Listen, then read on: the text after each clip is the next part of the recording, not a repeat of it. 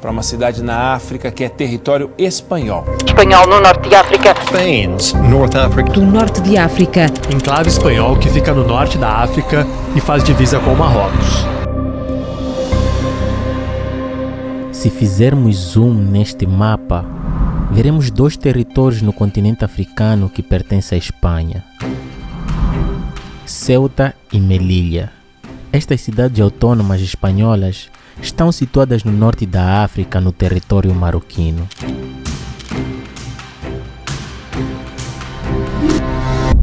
A questão é como ou por que a Espanha tem territórios no continente africano.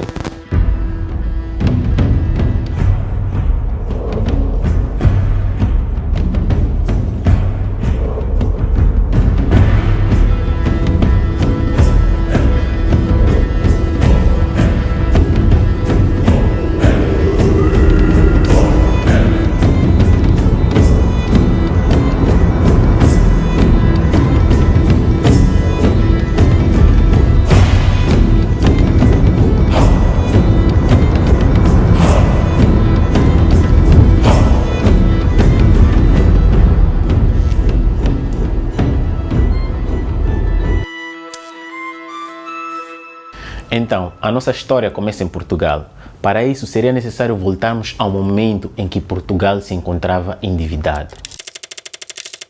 Em 1385, quando Dom João I assumiu o trono, havia também baixa produção da agricultura, carência de mão de obra e a sua moeda encontrava-se desvalorizada. Era preciso restaurar o país e, claro, para isso, o rei começou a buscar alternativas para resolver a crise econômica. Assim sendo, o seu filho Príncipe Duarte, Príncipe Pedro e Príncipe Henrique aproximaram-se ao pai e propuseram: "Ó pai, o que você acha de invadirmos Ceuta?" E o rei perguntou: "O que Ceuta tem a ver com a nossa crise econômica e o que vos motivou a escolha de Ceuta?" O príncipe Henrique, que já tinha sede de ser um rei e que queria ganhar respeito, disse: "Ceuta é uma região privilegiada, centro do comércio e podemos expandir o reino para o Mediterrâneo. Além disso, Ceuta é uma rica localidade e um meio de chegar aos mercados de cereais do Marrocos. Conquistando Ceuta, todos os setores da sociedade portuguesa serão envolvidos na esperança de benefícios. Igualmente, a Igreja Católica, que tenciona expandir o cristianismo e por isso teremos o apoio à invasão, o que possibilitaria a expansão da fé cristã em território muçulmano."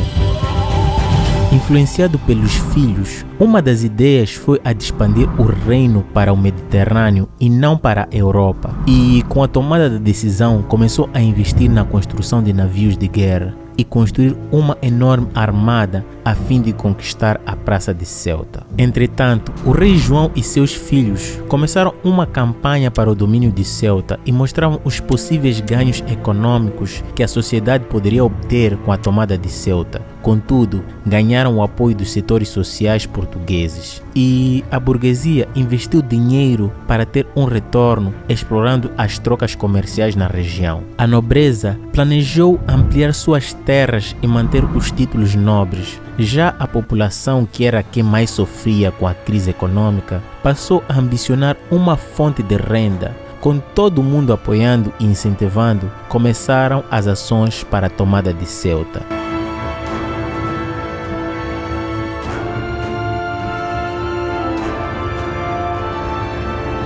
No dia 25 de julho de 1415, partiu de Lisboa uma esquadra de 200 de embarcações.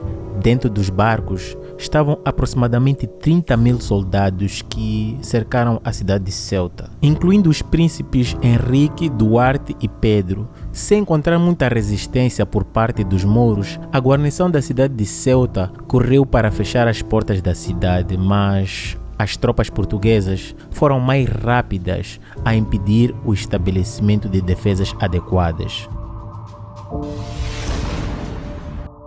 Ceuta estava em mãos portuguesas. Nessa altura, foi mandado se levantar uma nova bandeira de Ceuta, que curiosamente é idêntica à bandeira de Lisboa, mas na qual foi acrescentado a brasão de armas do Reino de Portugal, símbolo que continua até hoje.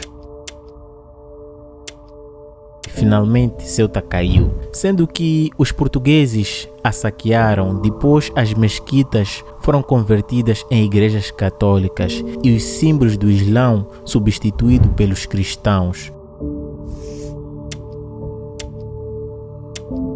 Depois foi consagrada a primeira missa e os 3 príncipes presentes foram feitos cavaleiros pelo seu pai.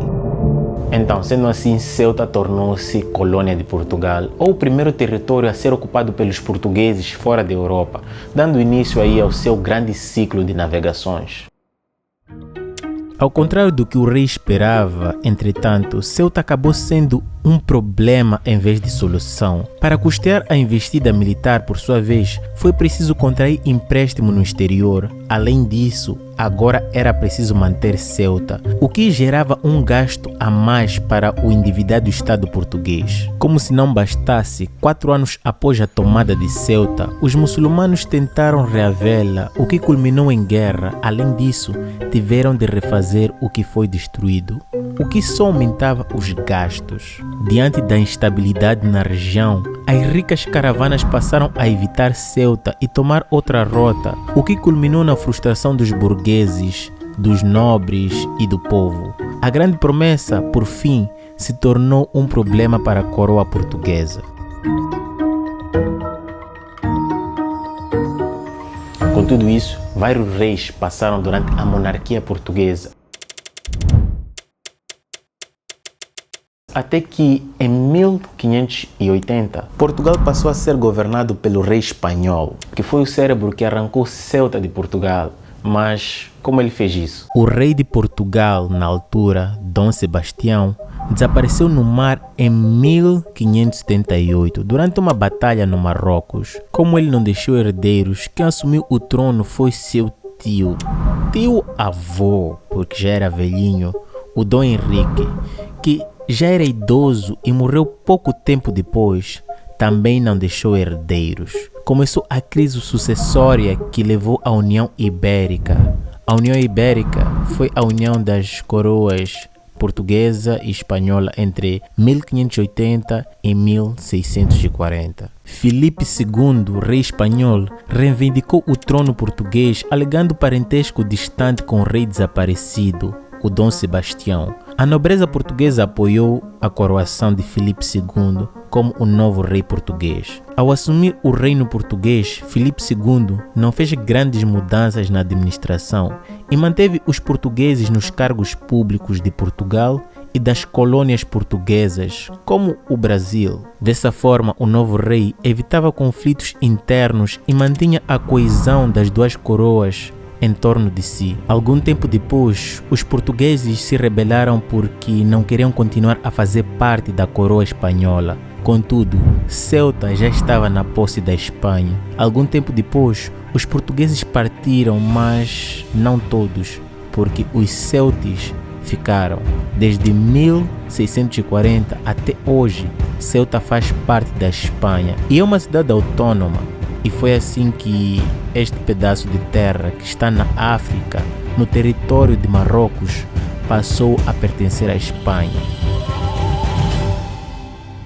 Enclave espanhol de Ceuta. Em Ceuta como migrante escondido. Spanish enclave of Ceuta. Até agora Marrocos reivindicou esses territórios. Para isso seria necessário voltarmos ao momento em que o país se tornou independente da Espanha e da França, em 1956, onde Hassan I mostrou interesse nas cidades autônomas e reivindicou verbalmente a soberania de Ceuta e Melilla, através de declarações. E teve pouco apoio. Alguns analistas dizem que estes enclaves espanhóis já eram independentes antes de Marrocos. E hoje em dia, esses dois enclaves espanhóis servem para uso de migrantes como arma política. A situação está a criar ondas de choque na política espanhola e europeia. A oposição espanhola acusa Sánchez de cometer erros diplomáticos com o país africano. Mas tem um vídeo aqui no canal, vou deixar aqui no card, que explica o que acontece em Melilla.